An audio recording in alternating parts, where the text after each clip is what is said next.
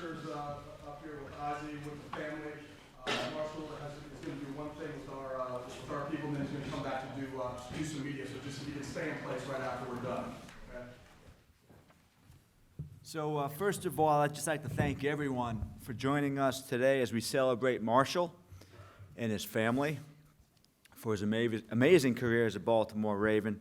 This is a special day, obviously kind of bittersweet for some of us, selfishly, but a great day for our franchise.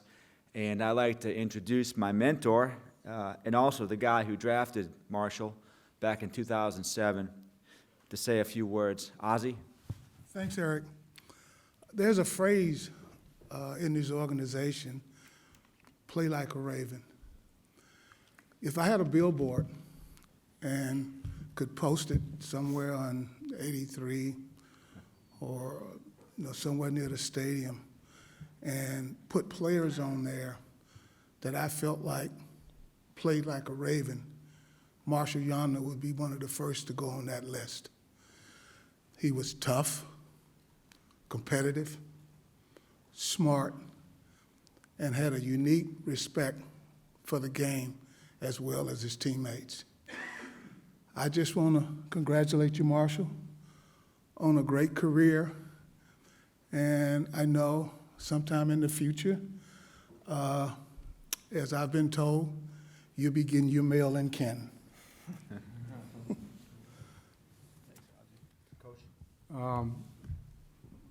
Watching that video, kind of got choked up there, and a whole career kind of put together in a couple minutes. But maybe even more telling is this room right here. This is as full as this room's probably ever been. And even more telling than that, all the ex-players that are back here with their families, to honor your family, Shannon and Marshal, what you've done. That says it all about the relationships. As a coach, you could never ask for anything beyond what Marshal did and gave, and it wasn't. He even said some good things lately. He started having some good pep talks too. But at the end there. At the end there, yeah. Nobody else. That's right. That's right.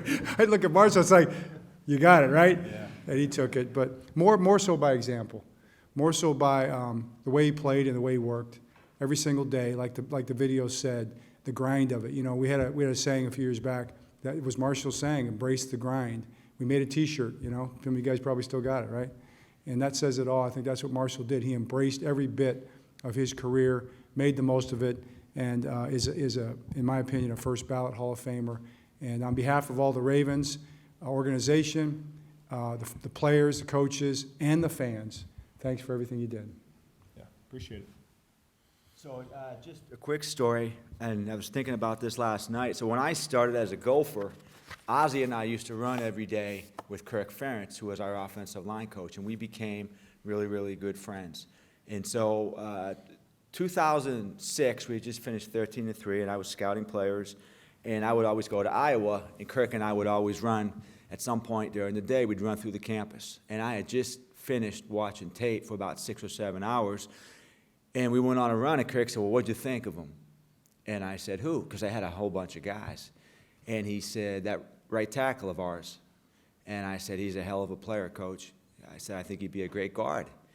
And so as the process went along, at some point in the spring of that year, 2007, I got a book sent to me in the mail. I think it was called Season of Life. It was a book about a local story about Gilman. And so Kirk had sent that to me. And I sent him a thank you note. And the thank you note has been on my bulletin board now for about 13 years. And this is the note. And it says, "Coach, thanks for the book. I look forward to reading it someday. Yanda to the Ravens at 61, mark it down." Well, we traded our pick that year. We had the 61st. It was the second to last pick in the second round, and we were on the clock. And Ozzie decided we were going to trade that for 2 third-round picks. So our first third-round pick didn't work out so well. Our second third-round pick, I think we nailed it, and it was this guy. So Kirk Ferentz sent me this back after the draft, and he said, DeCosta, you were pretty close, Kirk. And so for the last 13 years, I've kept this on my bulletin board, and this guy has always been very special to me and I think to the organization. So, Marshall? Thanks, Eric. Yeah, 61 would have been a little nicer, too, than 86. More money, no doubt. All right. I'm just going to go off my notes here, guys. I'm going to stay focused and just roll through it here. Today I'm retiring from the NFL. I want to thank Mr. Bisciotti, Ozzie Newsome, Eric DeCosta, and Dick Cass for the incredible opportunity to play for such a great franchise that treats everyone in the organization in a first-class manner. They do things the right way every day here, and I've always felt fortunate to be here my entire time. I'd also like to thank the University of Iowa for taking a chance on me as a junior college player. I didn't know then that I had the potential to have such an amazing career. Thank you for showing me the way. Coach Ferentz, Coach Doyle, and Coach Morgan, thank you so much for helping me find that potential. I would not be here today without all of you. You taught me accountability, discipline, and mental toughness to the highest degree. I continued to train at Iowa throughout my career in the off seasons. Coach Doyle continued to push me and expected nothing less than your best, no matter how long I'd been there or how much success I'd had in the NFL. He treated me the same, and I always respected him for that. It was there in the locker room where I read the quote, "Embrace the grind." They would put up motivational quotes in their locker room so players could read it, similar to what we do here. And if I can sum up my entire football career in 3 words, those would be it: embrace the grind. I want to thank my agent, Neil Cornrich. You have guided me throughout my NFL career with injuries, contracts, and many other areas of my life. I've always respected your straightforward knowledge and approach to everything. My first year in the NFL was filled with highs and lows. I was left to wonder if I had what it takes to play at this level heading into training camp. I will never forget my first day of training camp with pads. J.O. started the season on PUP, and I had finished my last 6 games at Iowa playing left tackle because of injury. I was a right tackle in college, but I'd finished at left tackle. So, of course, the logical thing would be to throw me in there at left tackle with the ones on the first day of pads going against Terrell Suggs, right? Sounds like a great idea. I wish I could tell you that I held my own and I had an okay first day. Up until that day in my career, I'd never been put on my back playing football. I'd watched it happen to a lot of guys, but just thought in the back of my mind, that'll never happen to me. That's not happening. Well, Sis got me that day, my first day. And after my first day, I didn't know if I had what it took to play at this level. I was thinking in my mind at the time, after day 1, I was like, hey, I started off in JUCO. I beat the odds. I made it to Iowa. I got to start in Iowa. And gosh, I was fortunate enough to be drafted. But that might be the end of the run. It might be right here. That might have been it. That was my first day in the NFL. I realized I wasn't in college anymore and that these men were on another level. And I knew that if I didn't know at that time if I had what it took after the first day. I've told that story many times to young players when they are going through it because it's really hard. And when you're a young player, sometimes you struggle as a young player mightily, and you can have some really long days. And I wanted to always let them know that I've had those long days too when I was a young player. And I always in the back of my mind, it was one snap and clear, and no matter what, do your best and move on. It was a rough start at training camp, but I fell back on my mental toughness, continued to approach every day as a new day, learn from your mistakes, and fight your ass off. That is another phrase that rings true in my heart, no matter what, that this game requires a lot of fight. And every single day, you got to fight. And I tell that to the guys as well. By the end of my rookie year, I had started 12 games in the NFL. I knew I still had a long way to go, but my mind had shifted from not knowing to knowing I could play at this level. But it was just going to take an extreme amount of focus from then on. One of the more popular stories of my uneventful media career was the taser story. I gotta get it out there. So I was a rookie. It was Samari Roll and Chris McAllister were the old dogs on the team. They brought in a taser. I think it was Samari's wife's taser, and were offering up serious money to anyone they could shock with it, to get some laughs. They had already got one rookie, and he collapsed on the floor, kicking and screaming. So blood was in the water to find their next contestant, right? I was at my locker when I heard $600 if you let him shock you, and I'm sitting on my locker, and I immediately just stood straight up thinking, this can't be any worse than being shocked by an electric fence on the farm. So the locker room erupted, but the word got that I will do it, and the locker room erupted in, Yanda will do it, Yanda will do it. So literally the entire team gets around in a big circle, and they shocked me, but still to this day, I don't think the batteries were fully charged because it was not any worse than an electric fence on the farm. I was shocked for a little bit with no real emotion, and then he stopped, and I was worried that they weren't going to pay me because I was a rookie, so I let him shock me again just to make sure of the bet, because those two old guys, if they would have said, you didn't do nothing and I'm not paying you, I would have said, okay, all right. Still to this day, that was one of the easiest $600 I've ever made, and that story still will be told for a long time. I can't talk about my middle years of my career without talking about my first major injury. It was just my second year in the NFL, and it was week 5 at Indianapolis, and we were taking a beating from Peyton Manning. Late in the fourth quarter, I got hit from the side of my leg and my right knee when it was firmly planted in the ground, stopping a bull rush. Up until that point, I had never been seriously hurt playing football. I thought again in my mind, just like I'd never be put on my back, that I just didn't get hurt. I was never in the training room of college, and I was just one of those guys that didn't get hurt. Well, that all changed one day, and I started down the path of one of the toughest stretches of my career. I tore 3 out of the 4 ligaments in my knee. I had 2 separate surgeries to fix them, and in 2008, there were doubts of me returning to play at the high demands of the NFL. I rehabbed extremely hard and planned on giving my job back immediately when I began playing again. Well, the NFL is a very humbling experience, and to quote Mike Tyson, everybody has a plan until you get punched in the mouth. I lost my starting job and rode the bench for 11 weeks. It was a life-changing experience for me and had me at times questioning if I had indeed lost a step and maybe wasn't the same guy. I got an opportunity to start against the Steelers at home, and I still think to this day that was the most nervous I had ever been for a football game. And I was reminded that if I didn't play well, that I would be benched, not after the game, but at halftime, I would be benched. This was a huge moment in my career where I persevered, and I never lost my starting job from that game forward. That is also a story that I tell to the young players because most people know I'm sitting up here now after 13 years, but I rode the bench for 11 games in my NFL career. That changed my life, and when I got my job back, I was even more driven to succeed. We had a lot of success early on in my career. We made it to the AFC Championship game in 2011, only to come up short and had our hearts broken by the Patriots. I still remember the feeling in my heart that there was a play where we had a feeling like where we were going to win the ball game, and I remember me and Matt Burke were like hugging each other, thinking we were going to the Super Bowl in a moment, only to have that ripped away.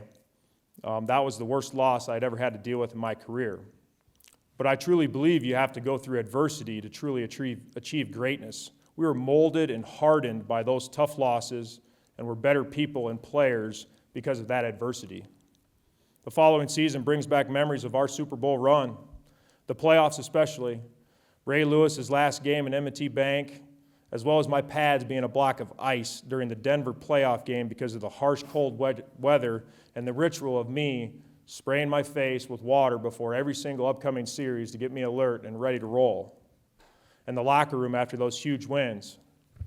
Matt Burke once said, "You won't remember all the games," and I definitely don't remember them all, but you will remember celebrating in the locker room with your teammates and coaches after those huge victories, and that day happened in Denver. We got the chance for redemption going back to New England almost exactly a calendar year later and made the most of our opportunities. Ray always talked about watching the confetti fall, and we had heard that story a lot because we were very successful. We were in the playoffs every year those years. But to finally get to the Super Bowl and win it and actually watch that confetti fall was one of the best times of my career and my life. I remember celebrating, storming the field like a bunch of young kids, having the best time of your life. And we did it, and it It was something that I'll relish and have, with me for the rest of my life. And having that experience, those group of guys was so special, and that team will forever be together, and that we did it, world champs.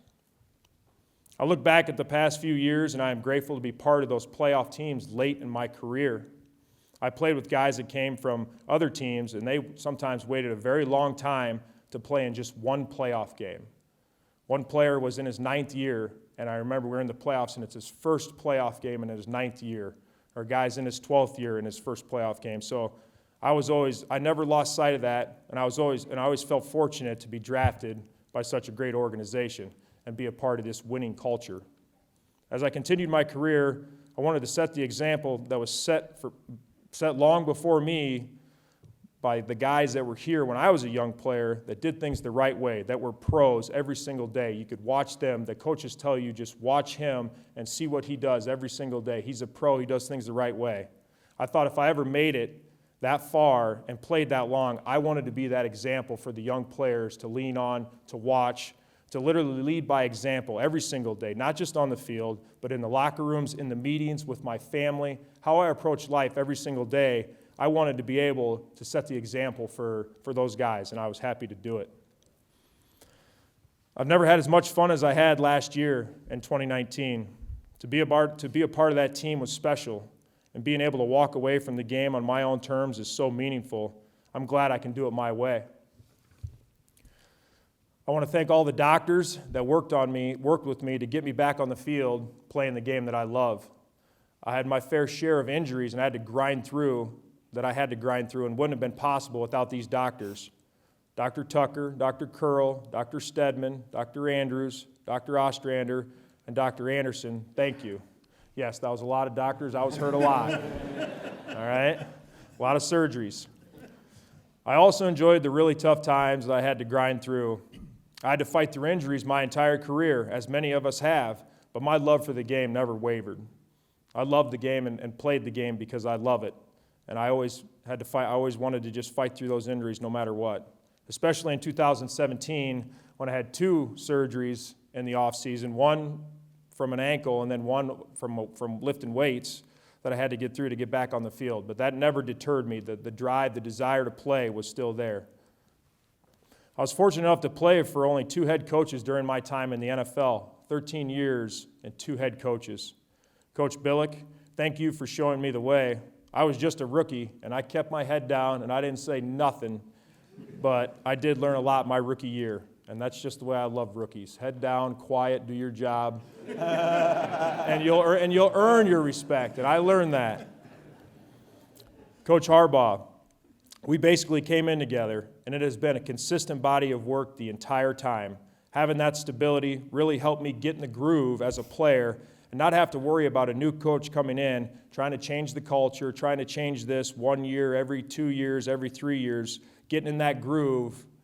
And we had a winning culture my entire time as a Raven, and that's a credit to what John has done. Thank you again.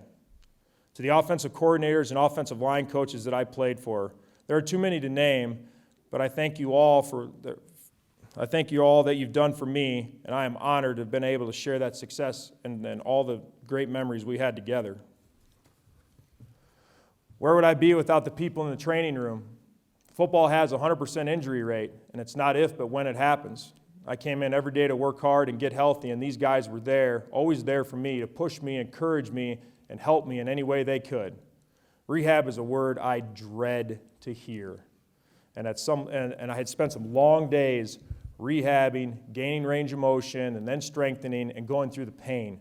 There's nothing but pain in rehab. That goes hand in hand, and that's just part of it. But these people did everything they could to help. Bill T., Mark Smith, Ron Medlin, Kevin Domboski, Russ Haynes, and Rose Kalas. Thank you. To the equipment staff, thank you for doing the little things so that I could just focus on competing on Sunday and not about my wardrobe, which so many guys care so much about. And I don't care one darn bit. But I will say that once I find something that fits good and I like it, I don't want to change. William and Tom stockpiled a certain cleat that I liked, and I have worn that same style of cleat since 2009. I broke in my last pair for the playoffs this year, so you could say it was the perfect amount. They always took notice of the things that I like and made notes so the next time it was already done that way. And I can remember driving in as a rookie and seeing Ed Carroll on the loading dock having a heater.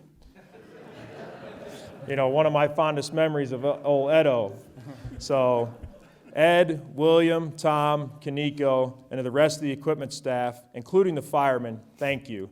And Ed Reed said it best, respect the firemen, man, respect them.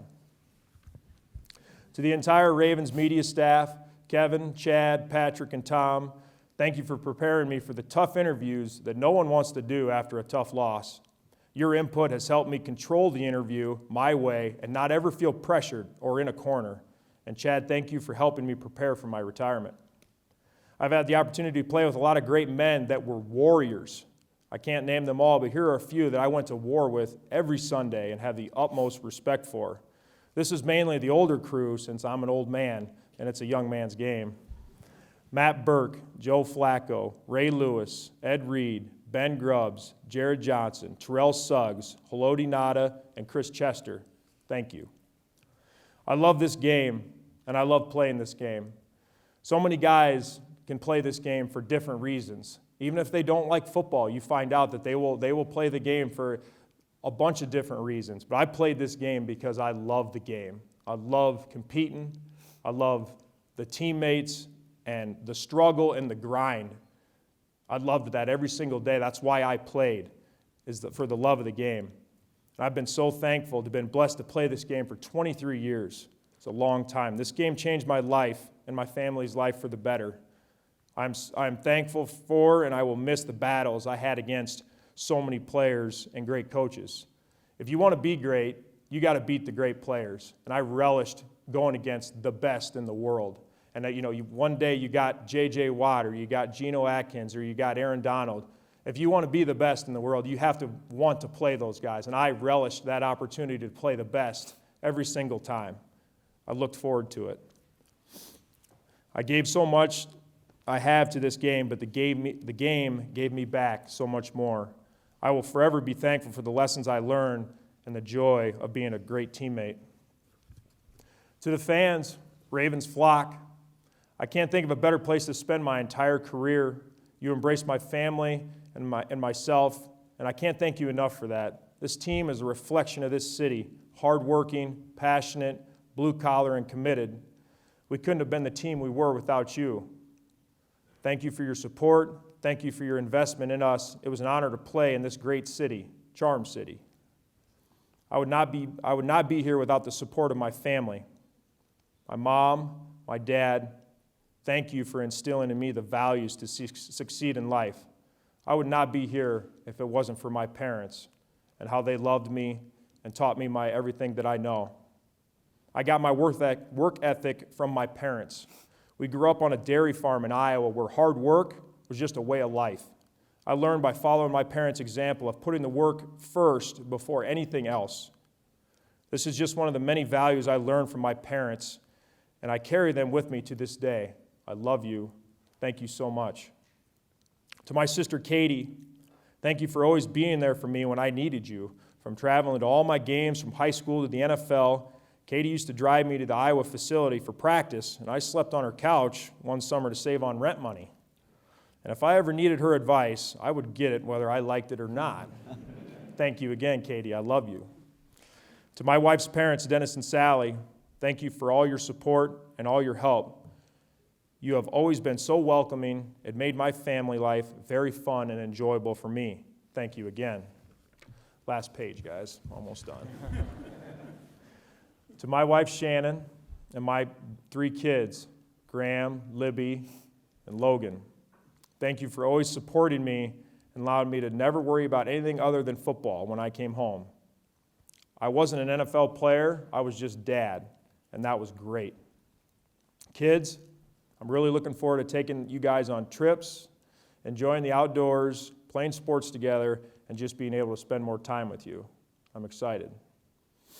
Shannon, thank you for always taking care of me and taking on a massive role in the household. I know that none of this is possible without you sacrificing the way you have. I love you so much. Thank you. From the years on IR, to the grueling days just after surgery, to spending nights in hospital room floors on Christmas Eve, and yes, that happened, we have been through a lot together and are stronger because of it. You have always respected, and I would always tell Shannon, this is our life, and she has always accepted this is our life, and have nothing but supportive in me chasing my dreams. Thank you again. In closing, I want to thank everybody in the entire Ravens organization. This game is about relationships and people, and there are a lot of great people in this entire building. If I didn't mention you by name, if I didn't mention you in this speech, just know that I respect everything that everybody does in this entire building and the work they put in, the people they are. It's been nothing but a great experience, and I come away with just being grateful to be a part of it. Just to be a part. That's the whole team atmosphere. This entire building is a team. And I just want to say thank you.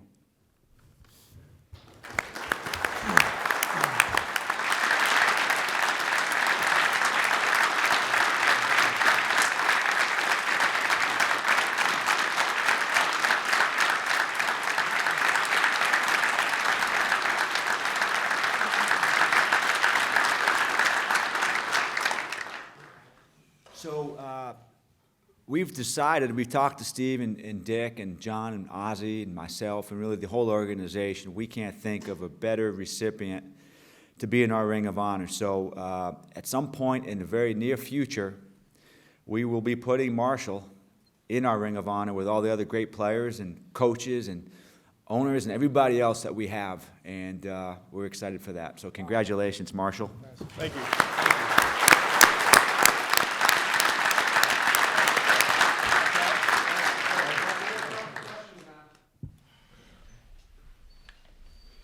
Marshall, as far as the decision, was there a point in time where it came to you and you arrived at the decision? Do you remember where you were and how you arrived?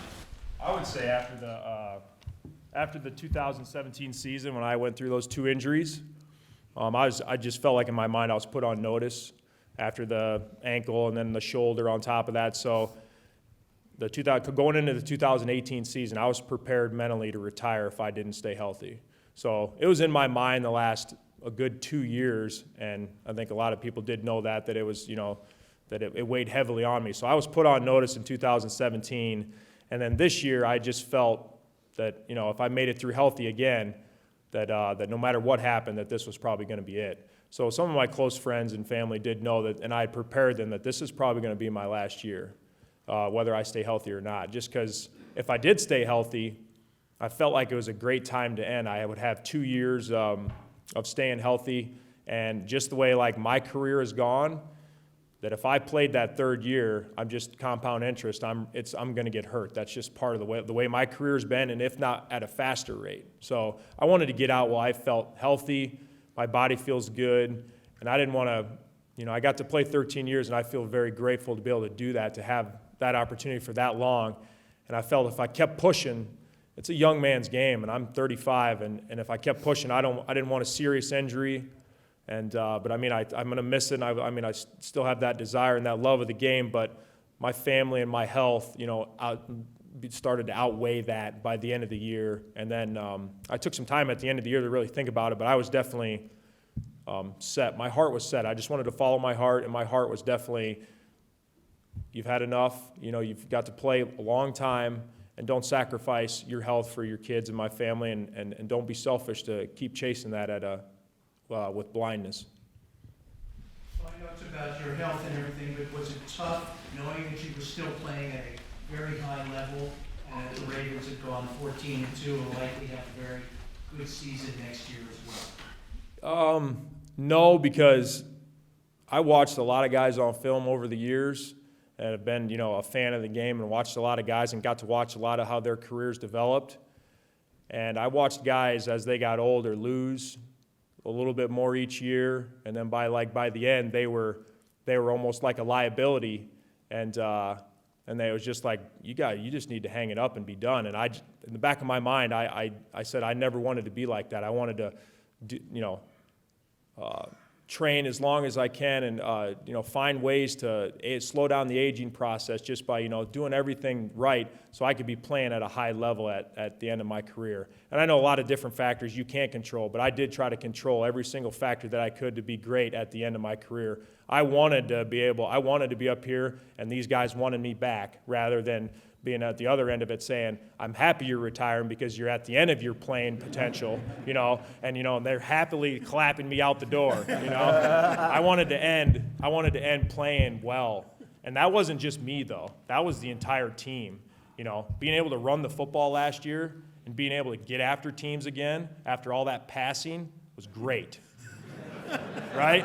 It's getting me excited right now, But anyways, that was so yes, I wanted to end playing well, and it mattered.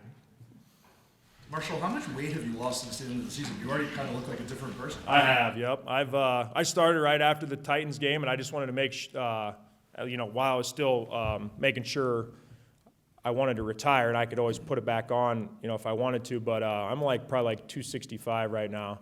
And I was about 310 in the playoff game. So I've just been riding the exercise bike, the Peloton, my wife's Peloton, and diet and sauna.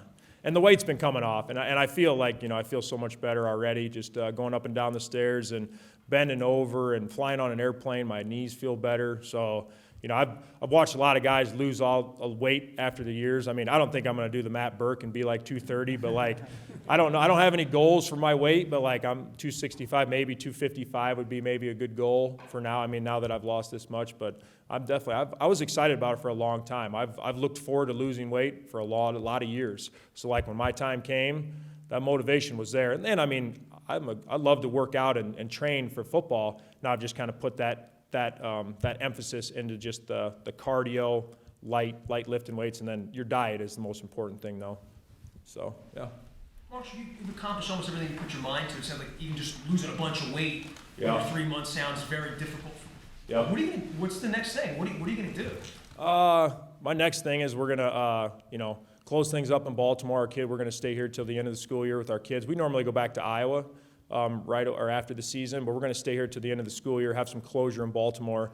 Then we're going to move back to Iowa, and we're going to figure it out. I don't have a definite plan.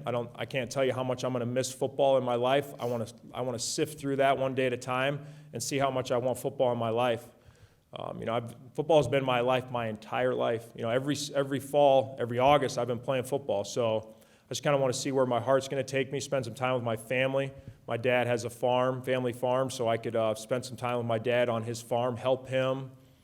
And then, like I said, I really want to figure out how much football I want in my life and just kind of take it one day at a time. But the plan is to go back to Iowa and see where my heart takes me. Marshall, you seem to be having a lot of fun last year. Was that because in the back of your mind you knew this was sort of your last ride, so to speak? And how much pride do you take in the fact you guys set the league rushing record in your last year? For me, living in the moment, yeah, I definitely wasn't thinking about the retirement during the games. After the game, you would have time to reflect on, the game or whatnot. But in the heat of the moment, when I was all fired up and happy, because we were winning. And when you're winning like that, and like I said, being able to run the football last year and literally take control of the defense and wear them out is something you don't get a chance to do in the NFL very often. The NFL is a passing league usually. And if you can't run the football, which it's hard to do week in and week out in the NFL, it turns into the defensive linemen pinning their ears back and just going after the quarterback. I had a lot of fun last year because we could actually be the imposer, possess the clock, and win a lot of big games. You get that many big wins in a year. I feel like some years I only had maybe 2 wins like that where there were huge wins like that or 3 or 4 or whatnot. But last year, Seattle is the first time we had won in franchise history at Seattle, and the San Francisco game, the New England game, just the LA game on Monday Night Football, where from the start of the game, it was a butt kicking. Literally from the start of the game, put the ball in the dirt and let's run the football and get after them. That's what I live for. That's what you live for as an offensive lineman. Obviously, you have to pass the ball too, and we get that, but you know where my heart lies. Yeah. Marshall, you talked about facing and relishing playing against the best. Was there one player in particular that most got you ready to go and most relished facing? I mean, I would say there's probably like 4 or 5 guys over the years, where you definitely, like guys that are in your division, you play them twice a year. I think, Geno Atkins, I played against Geno for over 10 years now, and obviously I've seen, the highs and lows, and Geno had some injuries, but when Geno's at the top of his game and he's coming, he's one of the guys in my mind where those battles were fierce, and you had him twice a year. I think of J.J. Watt in his prime back in like 2011 to 2014, he was Defensive Player of the Year, and he was wrecking games. Those 2 guys I can really, say, and we went against Houston a decent amount back then, but and I would say that, the guy right now, I mean, is Aaron Donald is at the top of the game, but we don't play him a bunch, obviously. So, but yeah, those 3 come to mind when you think of guys. Marshall, you've always been such a team guy focused on the next game. Now that your career's done and you've heard so many people speak to your Hall of Fame credentials, what do you think of that, and what would that mean to you to be inducted in Canton one day? Yeah, I mean, I don't like talking about myself and like the accolades, and I'm a humble guy, and if that happens, great. I'm not expecting anything. I feel very fortunate, and I'm thankful for my time. Like I said, I mean, I was a junior college player, where less than 1% of you make it to Division I football, and let alone the time from there. I had a lot of things to change in my life, and so I'm very grateful and fortunate to have this. So I don't ever. That would be awesome, but there's no pressure. There's no expectations of any of that. I'm just, I live in the moment. I'm very thankful for my time here. Marshall, you say you don't like talking about yourself, so what would you want fans to know about some of the young offensive linemen who are still on the roster? Yeah, that we got a really good group of guys. We have a young group of guys that work extremely hard, that they are, working and succeeding. We had a lot of success last year as a unit. And that's a credit to those guys approaching their job and approaching, their life the right way. Those guys put football first, and it needs to be first, needs to be at the front of their mind. Even in the off season, what I can do to make sure that this game is the most important part in my life. And those guys are doing that. I mean, they had a lot of success, and it's a credit to them putting the work in and staying humble. And it's a grind every single day being an O lineman. There's not a lot of glam, there's not a lot of glory, but that's okay. If you have a good group in that room and those guys play for one another, good things happen, and that's what's going on in that group. I know that room will be in a good place, and it's because of the men and the coaches in that room. Marshall, I know you don't like talking about yourself, but now that it is over, how would you like the other players that you play with, how would you like to be remembered? How would you want your legacy to be remembered? Yeah, just similar. Just that I gave it everything I had. Every single play. That there was no backing down. That I was a tough physical player. After if we were going to battle against each other, it was gonna be. I'm a very competitive guy, and I want to win. So I would just hope that they respect my competitiveness, my toughness, and my respect for the game. Like I said, I mean, football was very important to me, and I every year. I enjoyed it more, and I respected it more, and I wanted to be a better player every single year. So I could think of the off seasons, trying to eat better every single year, trying to sleep better, trying to do more therapy, trying to take care of my body more. So like every year, it was more important to me. This game was more important to me every year. It didn't matter about the contracts and the money. I was obsessed with this game and being great and wanting to be the best. Marshall, you say there's no glam, glory, offensive line, whatever, but you've got past teammates here, you've got current teammates here. What does it mean to you when you look around? And as John, I think it was, said, this building's never been more full for one of these. Yeah, I mean, I'm like I said, I mean, I'm humble, and I'm happy that guys took time out of their day to come, and be a part of it. It just shows that you're doing some things the right way, and you can only control so much. But a lot of guys that you go to war with. I think, I look at Joe, think all the battles we've been together, and Joe's a warrior, and how many games we've been together.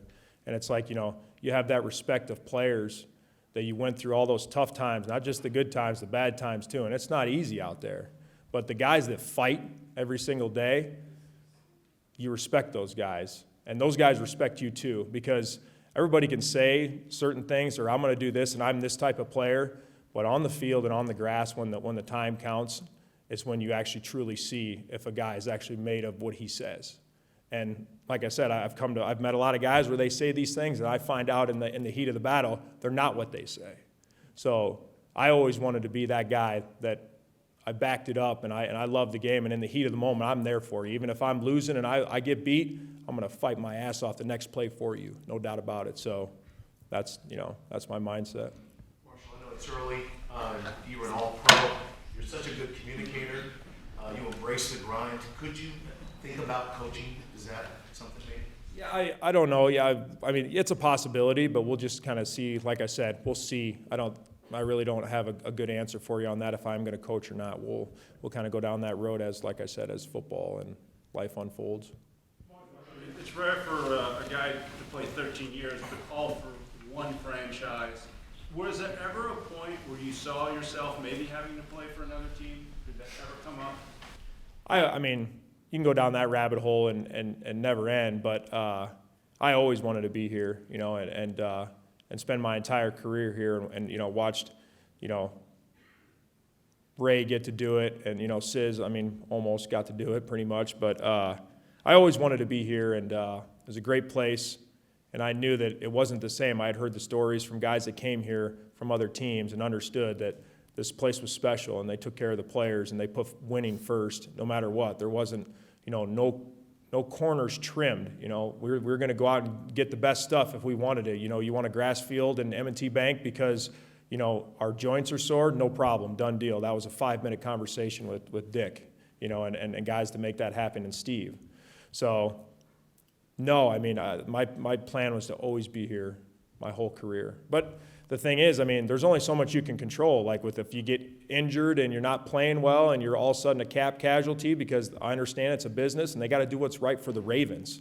There was going to be no ill will if that ever crossed paths, because everybody does want to stay, but the way life works, you don't get to choose all of that, what happens. So if there's a cap space and it's a business and it's for the Raven, it's for Steve, that's part of the NFL, and those decisions are made, every year that are tough decisions, and you want to keep everybody, but you can't.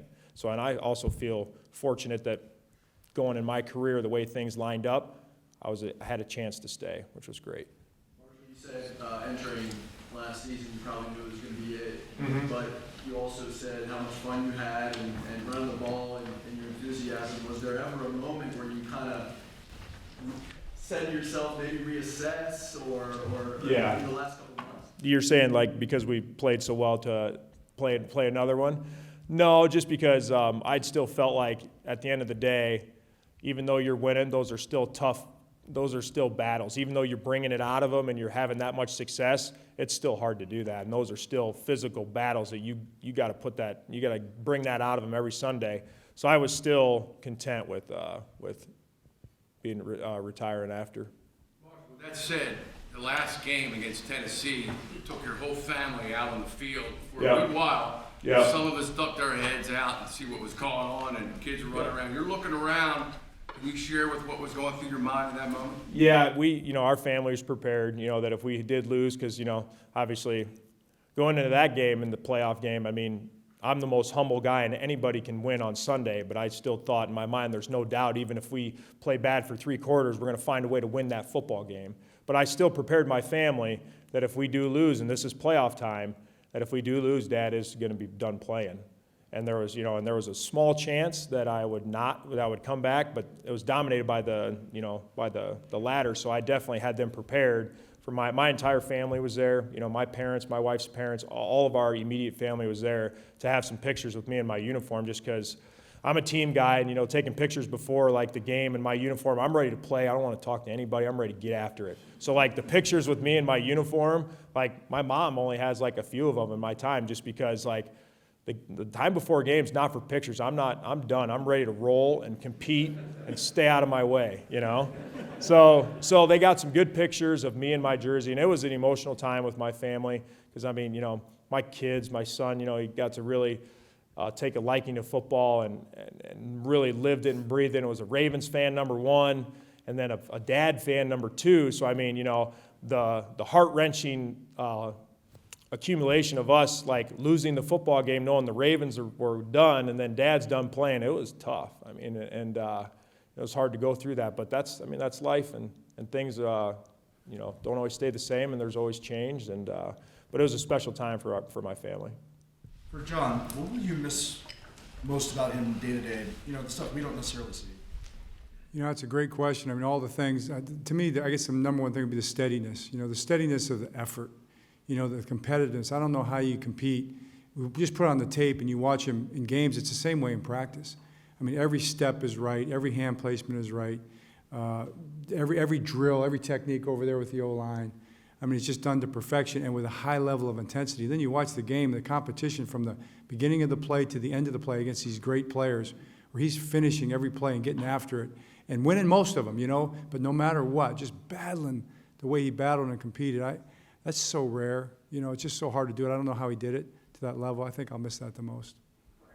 How tough is it, or how big of a challenge is to try to fill the void, fill the shoes of Marshal Yanda this offseason? Oh, man, that's a tough one. I mean, I think we're open for suggestions if you all have any suggestions, but you can't replace a guy like Marshall. I mean, as great a player as he is, he's a better person and a leader by example day to day, and the other guys see that, they feed off of that. It becomes contagious. You can't replace that overnight. You hope you hit on some guys at some point who can become that guy, but that's like a once every 10-year type of guy. So.